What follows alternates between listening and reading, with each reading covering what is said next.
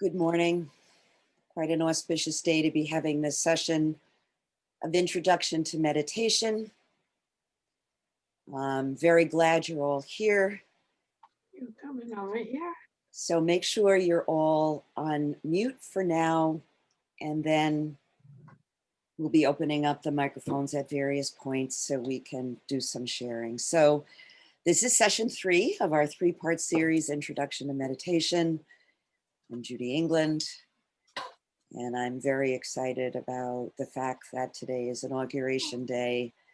So what a wonderful practice to do as we start off, hopefully, a new, more compassionate, more mindful era in our country. So let's take a look at what we're going to be doing today. We're going to review our home practice. Hopefully all of you have set aside those 5 minutes or a little bit more each day to practice the techniques, whether they're just seated practice or walking practice. And we will be doing an exercise where we sit for a while, walk for a while, and sit for a while, probably 3 to 4 minutes for each section. After we review the home practice. We're going to look at what mindfulness is. We're going to do some definitions, take a look at how we can use it every day in our day-to-day lives. And we're going to have a practice of conscious eating. And I suggested that everyone have a small piece of fruit for this experience. I have these little raisins. Which work very well for the experience. But if you don't like raisins, a little piece of apple or some other kind of fruit is also workable for the practice. So make sure you have that close at hand. And then last but not least, since my intention as a teacher is to give you some tools in your toolbox to continue a home practice, we're going to look at how best to set up that practice at home and what are some of the obstacles you might face and how to get around those things.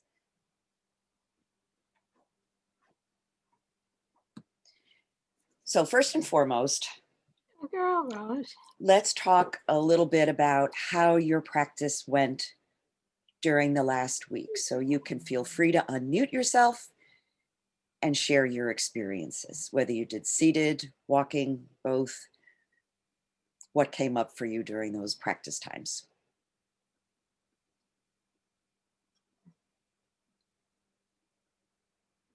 Feel free to unmute. I did seated and was surprised to find that my mind knew what 5 minutes was. I didn't need a timer. Is that part of the process? It can be. It can be. It's all about that conditioning aspect we talked about, Holly. So you've been doing it for a while now. So your body is saying, okay, I have this kind of internal clock. I remember when I was a massage therapist and my sessions would be an hour. And it got to the point where I never had to look at the clock because I knew exactly where I was in that time frame. So yeah, you're conditioning yourself, and that's a good thing. How'd the practice go? I did it close to daily, so I think it went well. And I like the idea when you wander, if you say thought, that kind of pulls you in. That's all I'm going to say. So you practiced the technique of naming what was going on. Good. Thanks. Anybody else want to share their practice experience?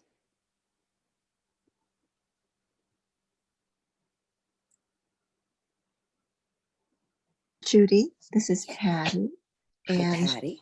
I thought the walking meditation was going to be hard or awkward, but it turned out I loved it. So the concentration that it took really helped clear my mind. And I timed that too. So I did 7 minutes of sitting, but then I would walk for 5 minutes just in my dark bedroom. And I didn't want it to end. So that's a good sign, right?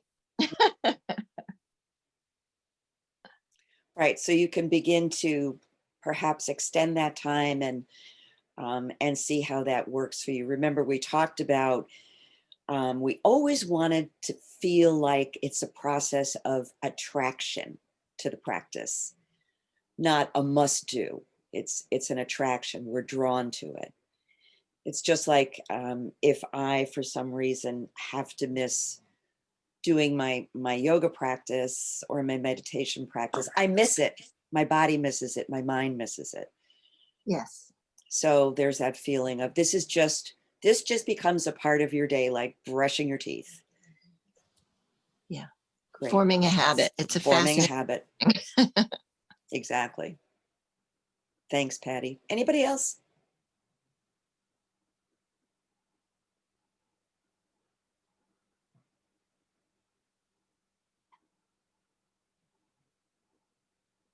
Everybody's quiet this morning.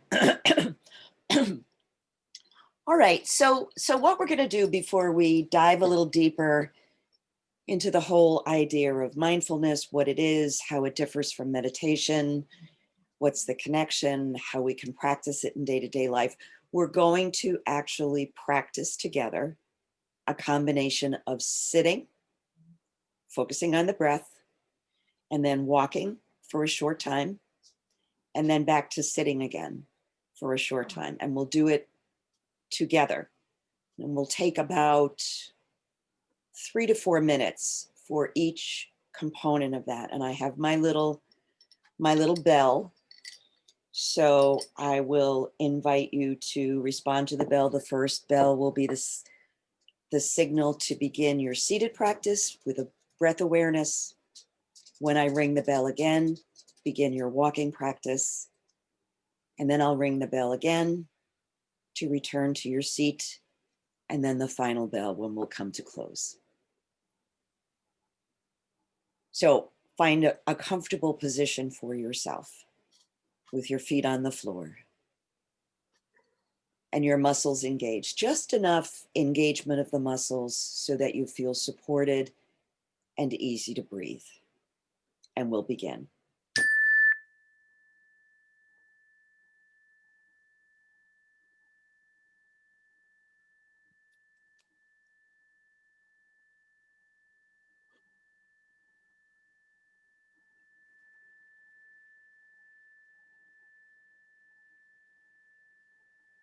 Giving yourself just a minute or two to settle in.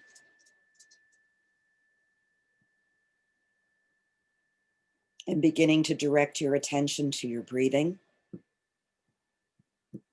The sensation of breath coming in and breath going out.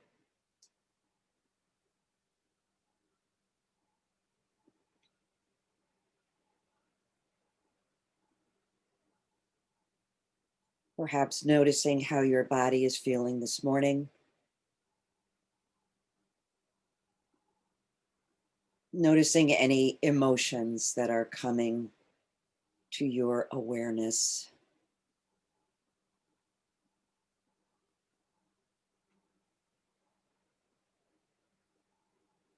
Allowing your thoughts to rest in your breath.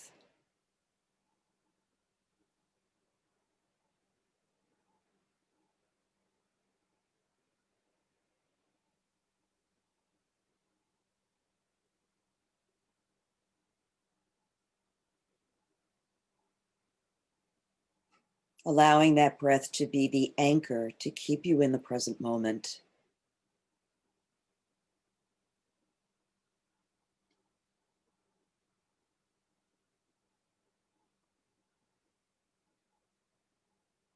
Perhaps finding a sense of ease as you sit.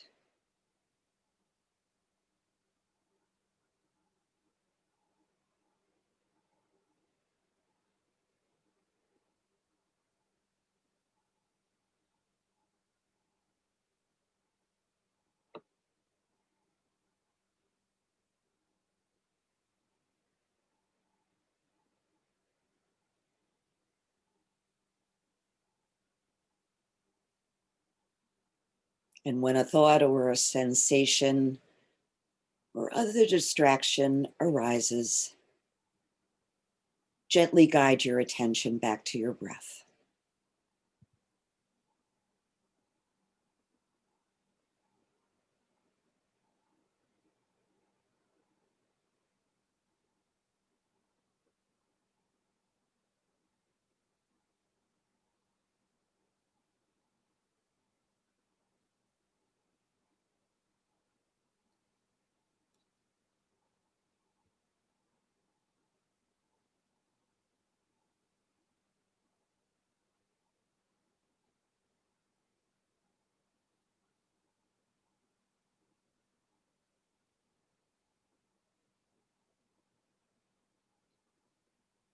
Bringing your attention back as often as you need to,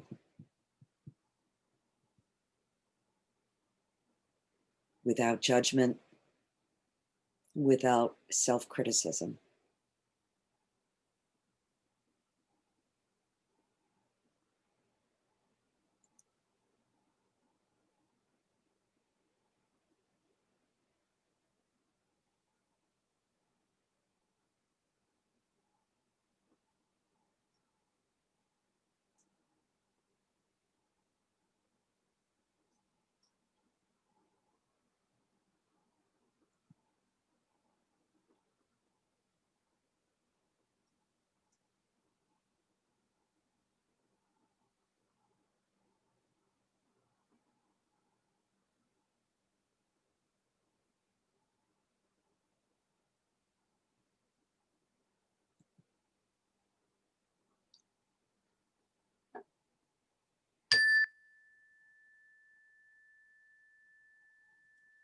So the sound of the chime is an invitation now to begin your walking meditation.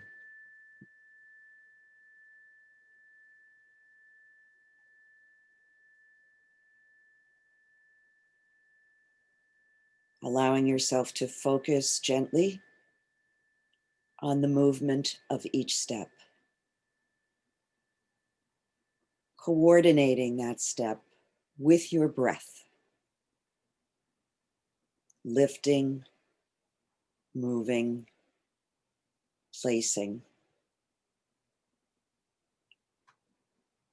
Perhaps breathing in as you lift a foot and exhaling as you place the foot on the ground.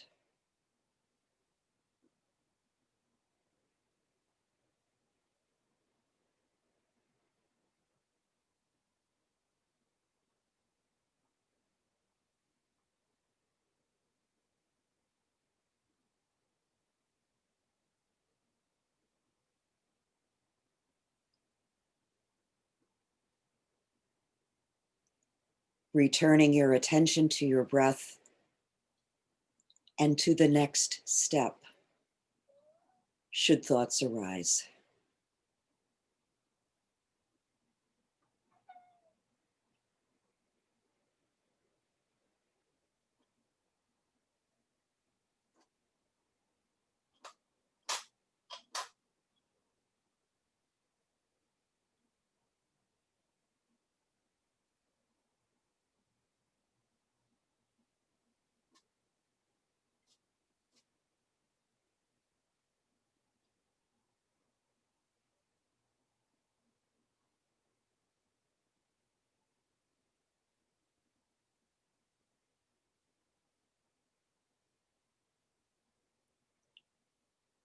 Recalling the words of Thich Nhat Hanh, who says, breathing in, I calm my body and my mind.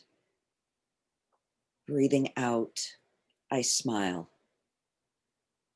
Dwelling in the present moment, I know this is a perfect moment.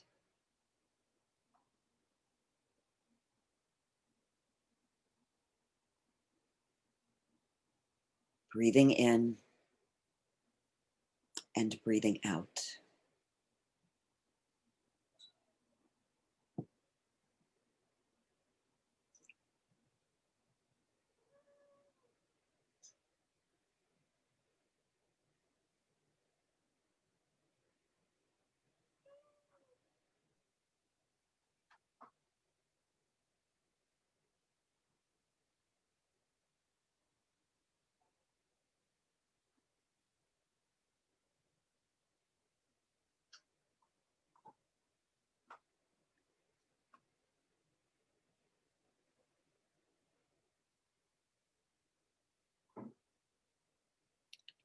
Bringing your walking meditation to close.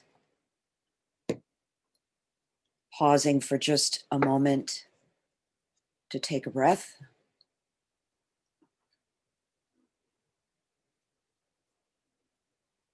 And then returning to your seat for the seated practice.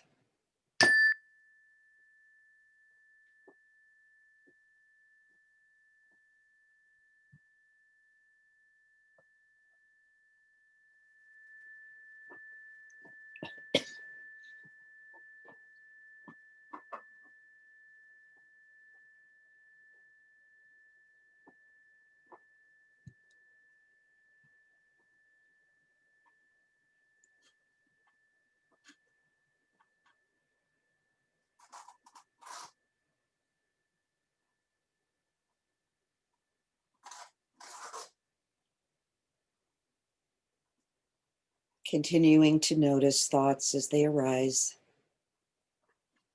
and returning to the breath.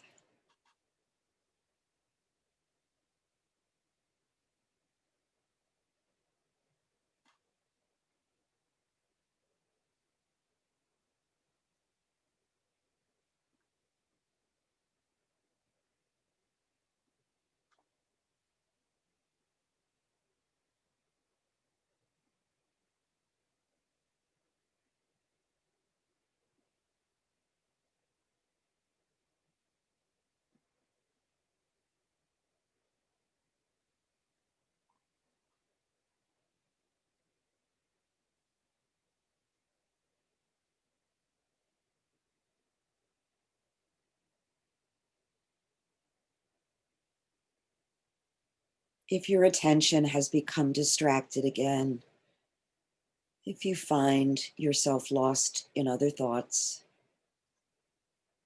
take these last few moments to bring yourself back to the breath.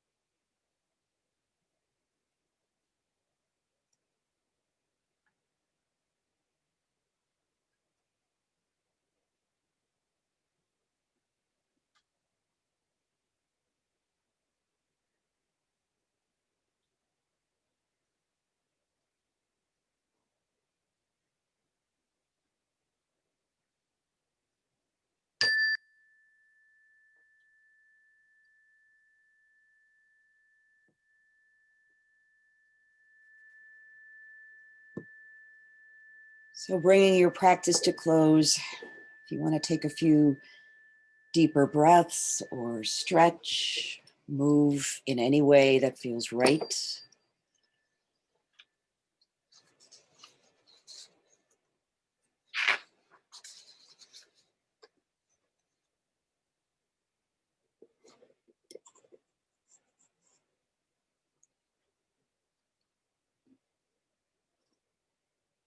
So welcome back, everybody.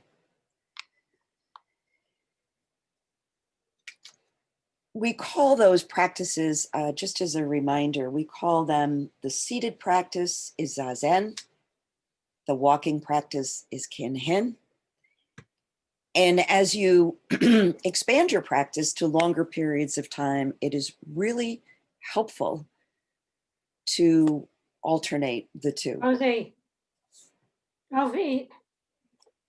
Somebody needs to be muted. Okay.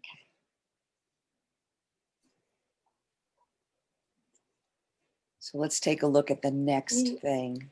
Mindfulness. I love this slide. And I always say, who do you think is enjoying the walk more, the man or the dog? Obviously the dog, because the dog is fully engaged in what's going on. Meanwhile, the man's mind is going 2,000 miles an hour thinking about who knows what, but he's fully present.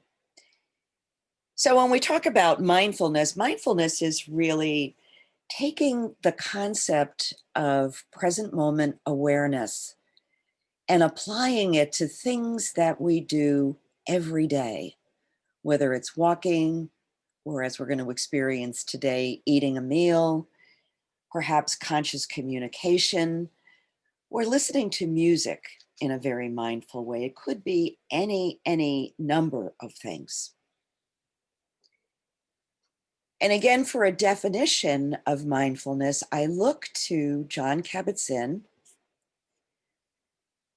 who writes that mindfulness is paying attention in a particular way, on purpose, in the moment, non-judgmentally. Breaking down that definition, we say on purpose because there are times, as we observe with our meditation practice, when we are fully present in an activity, but it may not be our primary intention. So with mindfulness, we are saying, for this meal, for this conversation, for this walk, I am choosing to make myself as present as I possibly can. We cannot be present except in the moment. The past is past, the future has yet to come. As we say, the past is history, the future is mystery. This very moment is a gift. That's why we call it the present. And I love that. And non-judgmentally, we're going to be in whatever our experience is, whether it's walking, whether it's eating, whether it's listening to music, any of those choices, with a great deal of curiosity and acceptance and awareness of whatever it is that's arising for us in that moment. We're taking these activities off of autopilot. I like to think about all the times we have done something, and then at the end of the day, we go, what was it that I did today? And it's hard to recall. But when you take something off of autopilot and you make it your intention to be fully present, you remember, you experience everything way more deeply. So I hope everybody has their little piece of fruit. So let's get comfortable and do our practice of conscious eating. Now, conscious eating is something we do all the time, and it's one of those times when we do go on autopilot.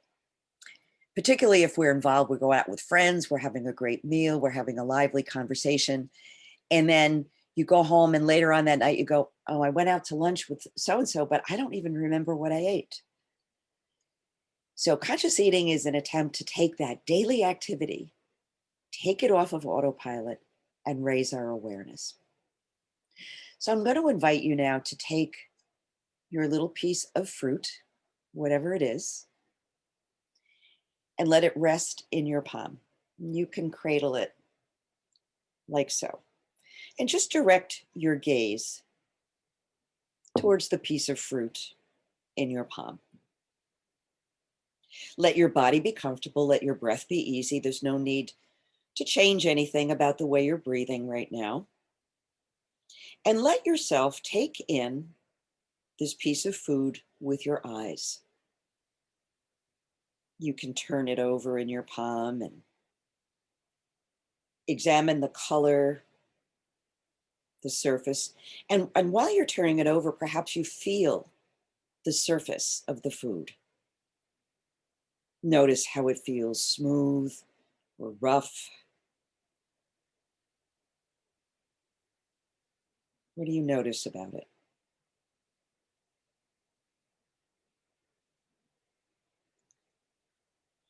And then I'm going to bring my piece of fruit up to my nose.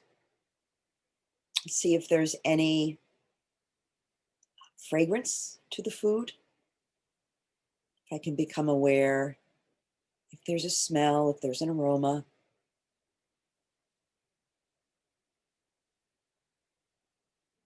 I'm even going to bring it up to my ear and I'm going to roll it between my fingers. This works well with a raisin. I'm not sure it would work with a banana. To see if there's any sound. See if the food is speaking to me.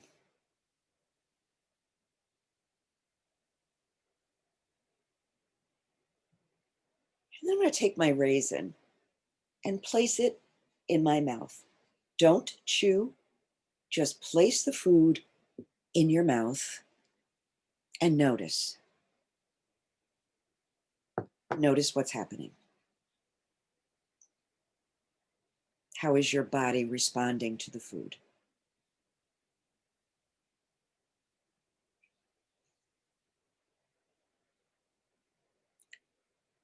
And now, with all of your awareness, allow yourself to bite down onto the food. Just once. Again, noticing what happens.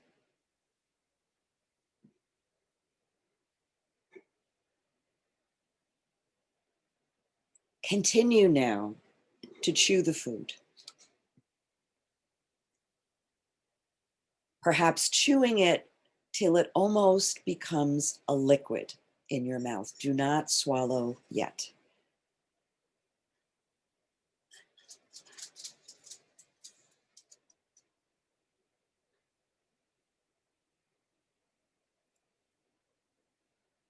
And then when you can no longer contain what's in your mouth, allow yourself to swallow.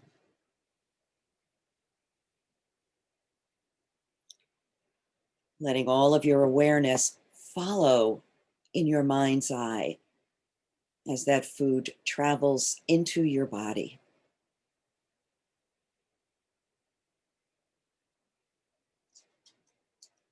Perhaps you can close your eyes.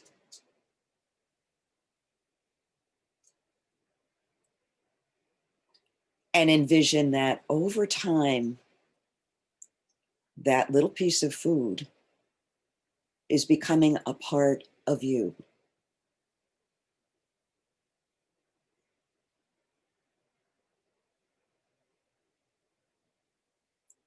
You may notice that a feeling of gratitude arises for the food, for the work of nature and human hands that brought you this object.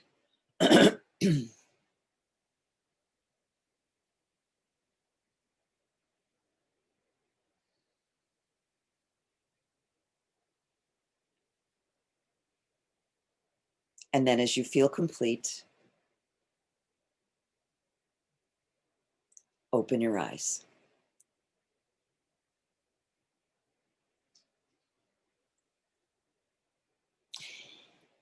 And if you would like to unmute yourself at this point, I'd like to get some feedback from folks as to how that went. Judy, Yes. Pat Mallon. Hello, Um, Pat. Hi. I was grateful that I was able to eat. My mother had Lou Gehrig's disease and had to be fed by NG tube, and my son was severely disabled and had to be fed by G tube. So they were not able to eat, period. And I was very grateful to be able to eat, to be able to smell it and taste it and swallow it. Thanks. You're welcome. So that feeling of gratitude sounds like it was kind of spontaneous, Pat, that it arose as a result of your experience with your family. Yeah, I didn't expect that. Yeah. And there's a lot of sadness too.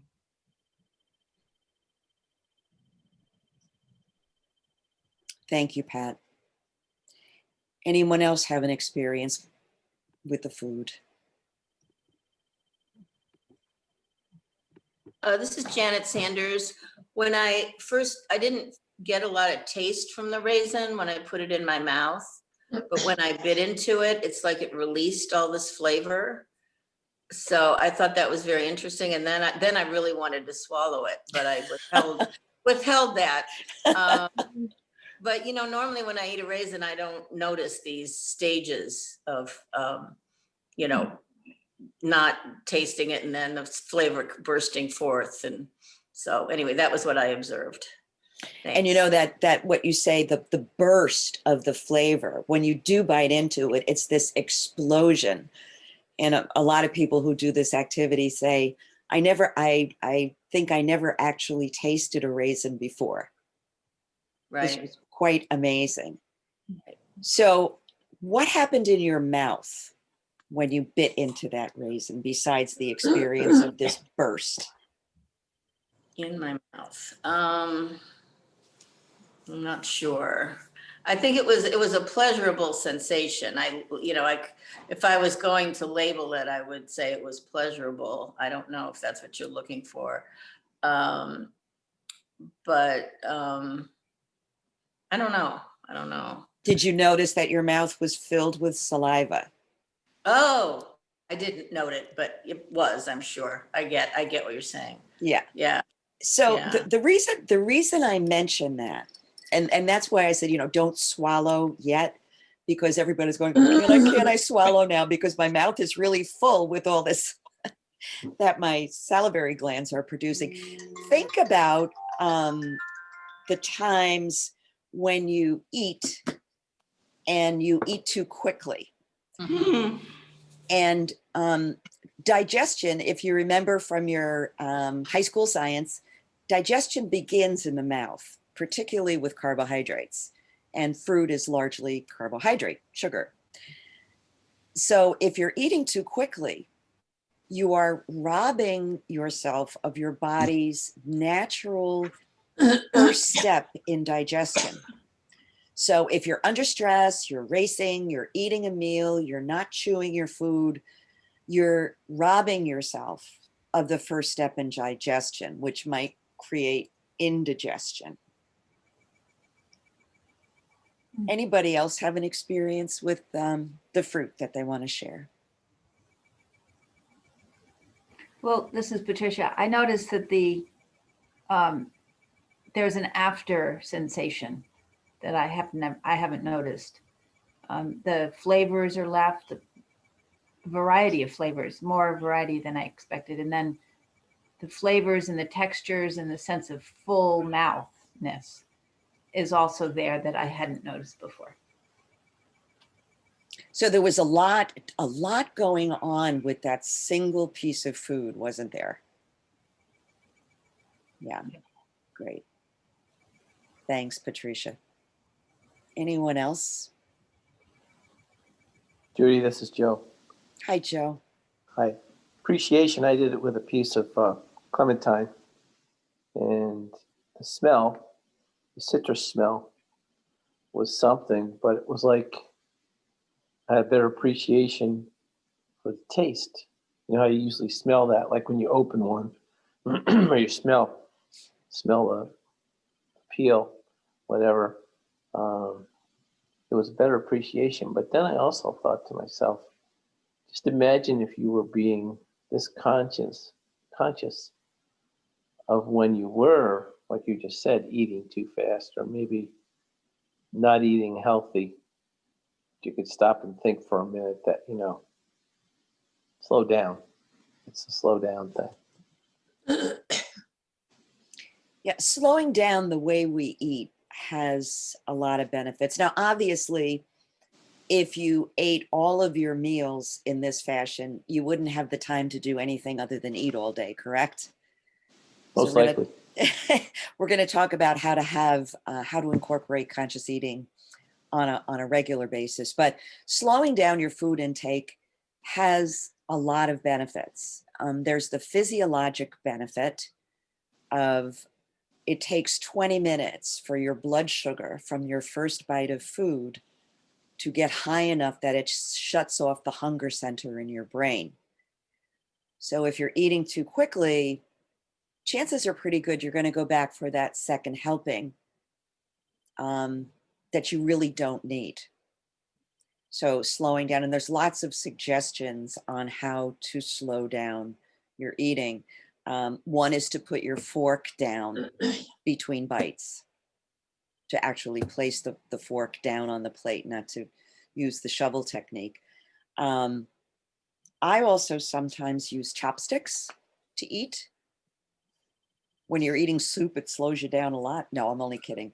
But it's a good way to slow down your eating.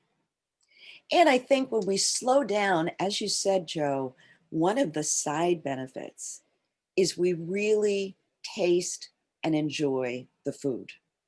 And that's what it's all about. I mean, the food is there. I love to eat. And I love the textures. I love the fragrances. I love the taste. I love all of it. And so when you eat with that kind of awareness, it really increases the satiety value of the food, because we don't just eat for fuel, do we? We eat for a lot of other reasons. Now, very often it is a family related activity. We're having a special meal to honor somebody, or so on and so forth. But there's a real social connection with food. So slowing the process down is extremely helpful. Anybody else have an experience with eating the piece of fruit before we go on to talking about how you can incorporate this practice every day?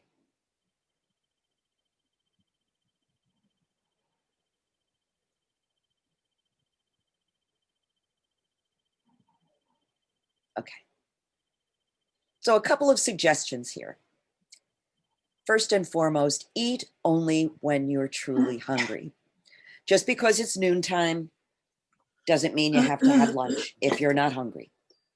Maybe you'd be better served by going for a walk or doing another activity, having a drink of water. Maybe you're just thirsty. Check in with your stress level before eating.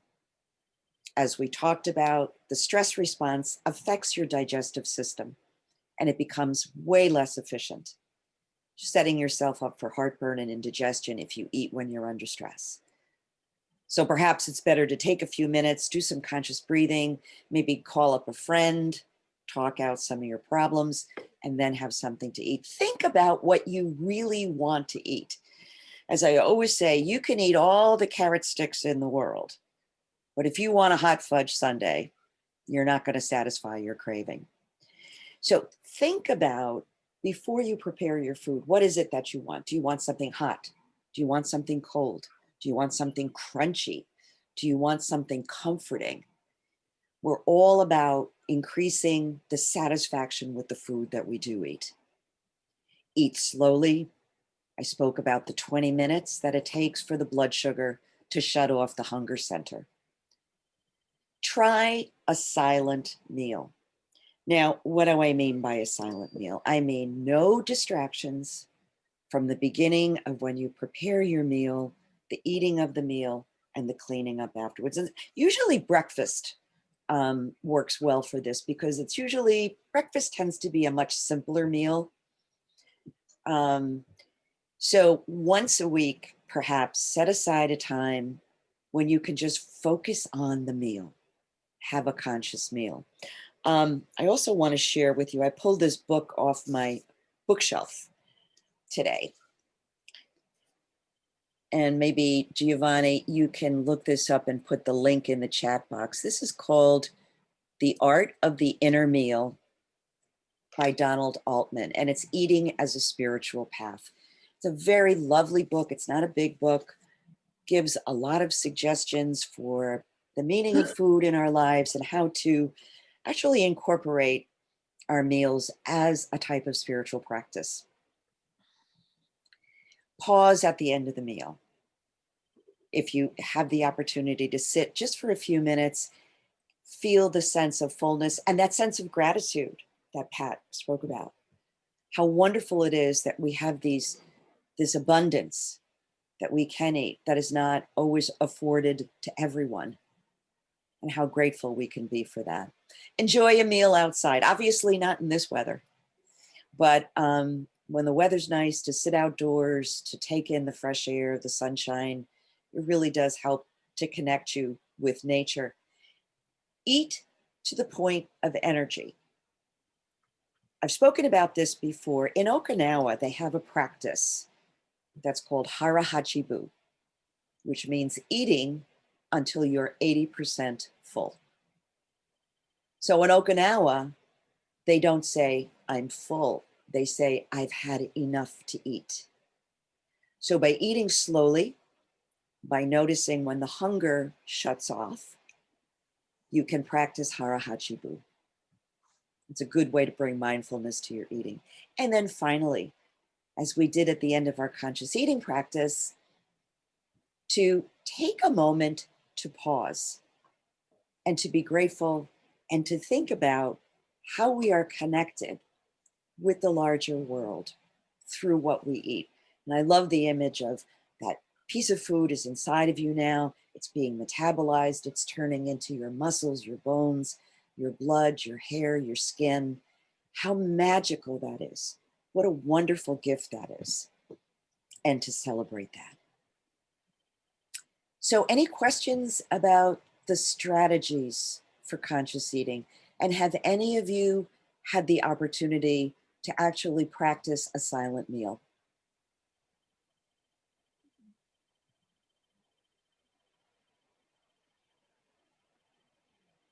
Feel free to unmute yourself. Hi, it's Janet Sanders. I've done meditation retreats, so we do silent meals at meditation.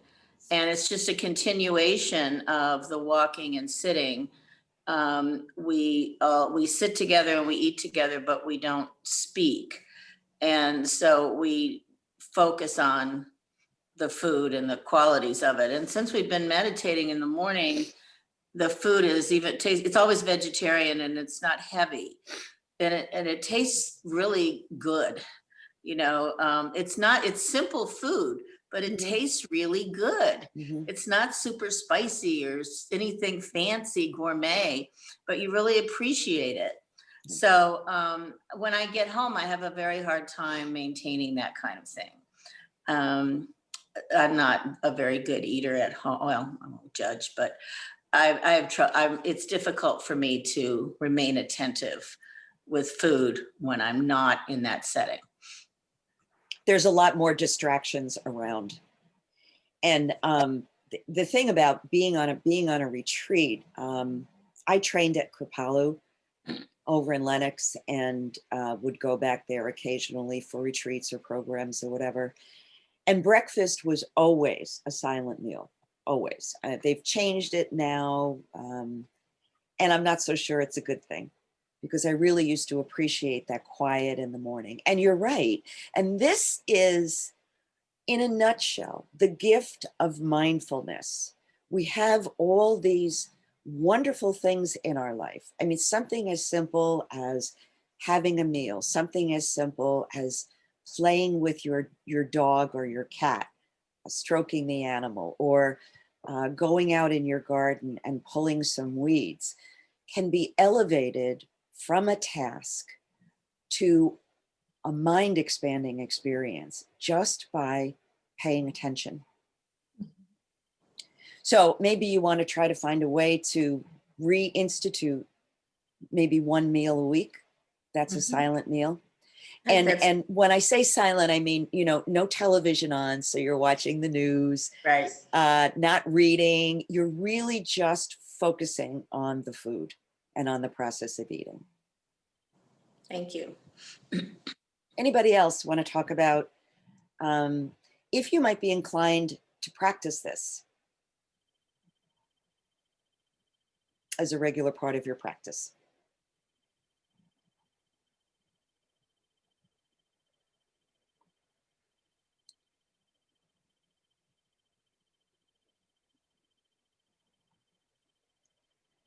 I love this little guy. Isn't he cute? He's so sweet. So my goal as a teacher, of course, is to encourage you, to support you in having a daily practice, or if not daily, close to it. We talked about forming the habit, setting aside a regular time when you want to practice. I like the morning because it's like rebooting the computer in my brain to start the day a little bit calmer, a little bit more focused.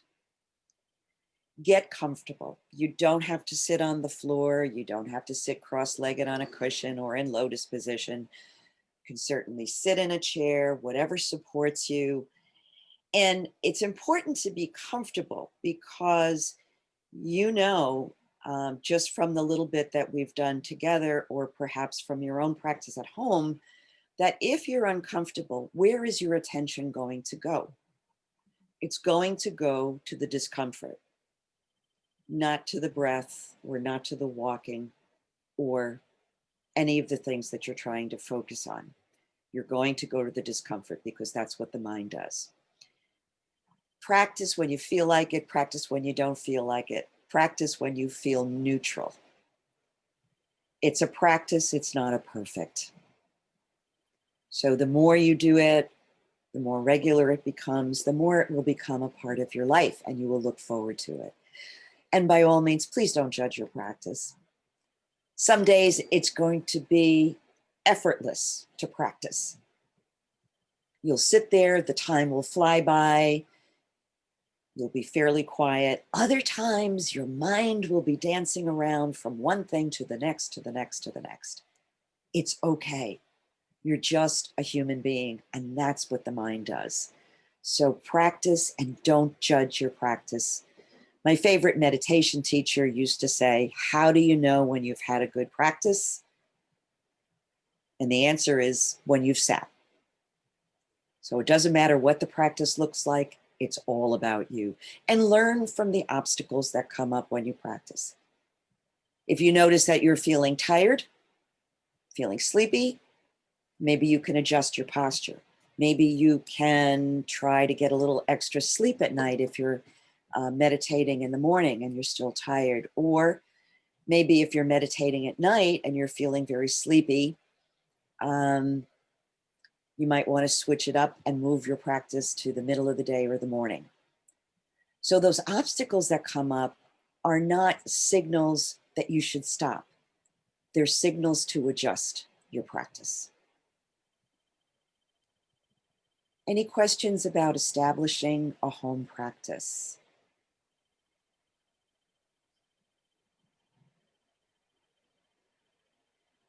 I have a question. How do you know when it's right to advance from 5 minutes to 7 to 10? How does that come to you? By the degree of effort you're putting into it. In other words, if you're sitting for 5 minutes and it's like, oh, that was easy, try 7. See how that goes. As I like to tell people, it's really not essential that you meditate for hours and hours and hours. 15 to 20 minutes, if you can manage it at some point, is great, but you're going to get benefits to your body, to your wellness, to your mind with just regular short practices, 5 to 10 minutes. Will begin to, done with regularity, will begin to create those changes. But sitting for 20 minutes, 15 or 20 minutes is great. And just do it incrementally, a few minutes more each week. If the length you were doing it, some people may not be able to get beyond 5 minutes, and that's fine. I'd rather have you practice 5 minutes a day regularly than try for 20 minutes and be in total discomfort and total misery. That's not going to draw you to the practice. Does that make sense? Yes, thank you. Anybody else?